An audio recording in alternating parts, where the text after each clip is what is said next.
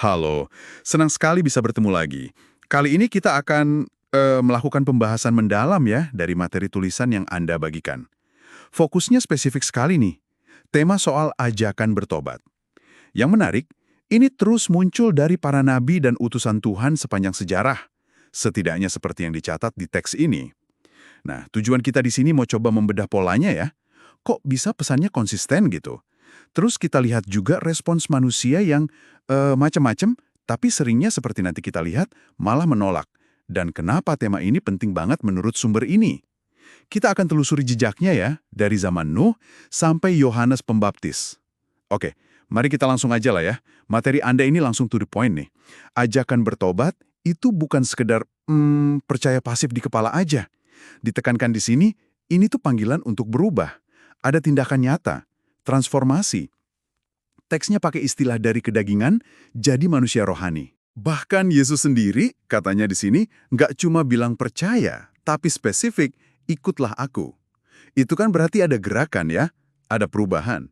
Bukan cuma setuju di bibir doang. Yohanes Pembaptis juga dikutip di sini sebagai contoh kunci. Bertobatlah, sebab kerajaan Allah sudah dekat. Keras pesannya. Iya, betul. Dan yang sangat menonjol dari materi yang Anda bawa ini memang pola konsistensinya itu. Pesan intinya sama terus. Padahal kan konteks zaman, budaya, itu beda-beda banget ya. Tapi esensinya itu lagi. Kita lihat Nuh, dia bawa peringatan global soal air bah karena ya kerusakan moral waktu itu. Terus Musa, dia bawa seruan pembebasan ke Firaun, terus kasih hukum Taurat buat Israel. Samuel juga menegur waktu Israel minta raja. Elia, wah itu konfrontasi langsung sama penyembahan Baal, sampai nabi-nabi kayak Yesaya, Yeremia, mereka kan terus ingetin soal hukuman, tapi juga ada janji pemulihan, perjanjian baru, polanya berulang terus. Menarik ya? Konsisten banget ya kedengarannya. Tapi apakah materi Anda ini kasih petunjuk gitu? Kenapa ya pesannya sama terus? Dikirim ulang-ulang, padahal ya seperti yang akan kita bahas nih, seringkali ditolak mentah-mentah. Kayaknya ini pertanyaan penting dari pola tadi. Pertanyaan bagus itu. Teks ini sepertinya menyajikan pola, ini bukan cuma sebagai catatan sejarah aja gitu, tapi lebih kayak cetak biru dasar tentang gimana sih komunikasi ilahi menurut penulisnya ya bekerja dan kenapa seringnya gagal diterima. Penekanannya tuh pada keseriusan dan urgensi dari pihak Tuhan. Dia terus berusaha gitu kan, meskipun responsnya sering negatif. Ini seolah mau nunjukin betapa pentingnya pesan itu sendiri dari sudut pandang ilahi. Nah, bicara soal respons negatif, catatan Anda ini, wah gamblang banget ya menggambarkannya. Saya agak kaget juga lihat betapa kerasnya penolakan yang dicatat di sini. Dunia zaman Nuh disebut menolak, mengejek. Firaun, kita tahu ceritanya, mengeraskan hati sama Musa. Yeremia, kita baca di sini, sampai di penjara, bahkan dilempar ke sumur, karena pesannya dianggap bahaya. Yohanes Pembaptis malah sampai dipenggal kepalanya. Ini bukan penolakan biasa ya, ini reaksi yang ekstrim. Meskipun digambarkan lebih jarang terjadi sih. Yang paling dramatis mungkin Niniwe ya, tobat massal setelah Yunus berseru. Walaupun ada ironinya di situ, Yunus sendiri malah kesal kan liatnya.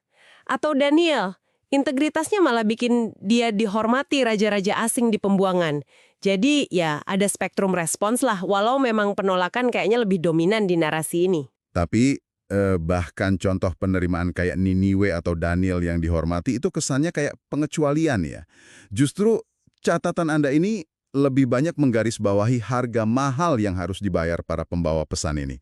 Betul nggak? Tepat sekali. Konsekuensinya seringkali berat banget. Dan penulisnya sepertinya ingin Anda melihat ini bukan cuma sebagai daftar nasib sial gitu, tapi sebagai bukti keseriusan misi dan pertaruhannya. Sumber ini menggarisbawahi harga yang dibayar, mulai dari isolasi total, kayak Nuh keluarga satu-satunya yang selamat. Terus penderitaan fisik, penolakan sosial hebat kayak Yeremia sampai dijuluki Nabi Peratap kan ya, hingga kematian tragis. Menurut tradisi, Yesaya digergaji, Yohanes Pembaptis jelas dipenggal. Elia pun harus kabur karena nyawanya terancam. Ini menegaskan betapa bahayanya menyampaikan pesan yang menantang status quo pada masanya. Lalu, kalau risikonya sebesar itu, kenapa pesannya sepenting itu sampai harus disampaikan terus-menerus? Apa argumen inti dari materi Anda soal urgensinya? Nah, kalau kita coba tarik benang merahnya ya, teks ini menekankan bahwa ini bukan sekedar soal aturan atau ritual ibadah semata. Ini menyangkut inti hubungan antara Tuhan dan manusia. Seruan bertobat ini menurut sumber Anda, itu panggilan mendasar untuk kembali selaras dengan kehendaknya, untuk meninggalkan apapun yang menjauhkan dari hubungan itu. Entah itu penyembahan berhala yang terang-terangan kayak zaman Elia, atau mungkin ketidakadilan sosial yang jadi fokus nabi-nabi kayak Mika dan Amos. Jadi ini soal relasi dan eksistensial gitu. Ada satu contoh yang cukup unik nih, simbolis banget rasanya di materi Anda. Hosea yang diminta menikahi perempuan sundal. Ini kayak metafora yang kuat sekali ya. Oh ya, contoh Hosea itu sering ditafsirkan sebagai alegori yang kuat ya, tentang kesetiaan Tuhan pada umatnya yang dianggap tidak setia atau berzinah secara rohani. Ini menyoroti aspek kasih dan kesetiaan Tuhan yang persisten, bahkan di tengah ketidaksetiaan manusia. Sebuah tema yang nyambung juga dengan panggilan bertobat tadi kan. Dan ini membawa kita balik lagi ya ke titik awal yang ditekankan di bacaan Anda tadi. Tentang pertobatan sebagai transformasi karakter yang nyata, bukan cuma omongan. Persis, semua contoh dan narasi ini seolah mengerucut kembali ke pertanyaan inti yang diajukan di catatan Anda. Apa gunanya percaya Yesus atau percaya pesan ilahi manapun? Kalau perilaku sehari-hari masih lebih condong mencintai dunia ketimbang memikul salib, atau ya mengadopsi nilai-nilai yang diajarkan itu. Sumber ini jelas banget membedakan antara sekedar punya identitas religius dengan pengikutan aktif yang mengubah hidup dan menuntut tindakan rohani yang nyata. Ada bedanya gitu. Jadi, setelah melihat semua ini dari materi Anda, apa ya artinya ini semua bagi Anda, para pendengar? Kita udah lihat pola seruan ilahi untuk berubah, yang konsisten, respon manusia yang sering kali menolak, konsekuensi berat bagi pembawa pesannya, tapi juga urgensi yang gak henti-hentinya disampaikan dalam catatan ini. Dan mungkin ya, sebagai penutup ada satu pemikiran akhir yang bisa Anda renungkan. Ini berakar dari penekanan kuat sumber Anda tadi soal bedanya antara percaya yang pasif dengan mengikut yang aktif.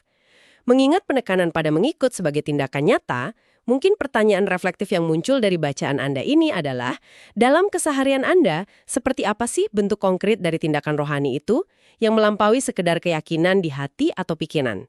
Nah, itu mungkin sesuatu untuk Anda pikirkan lebih lanjut.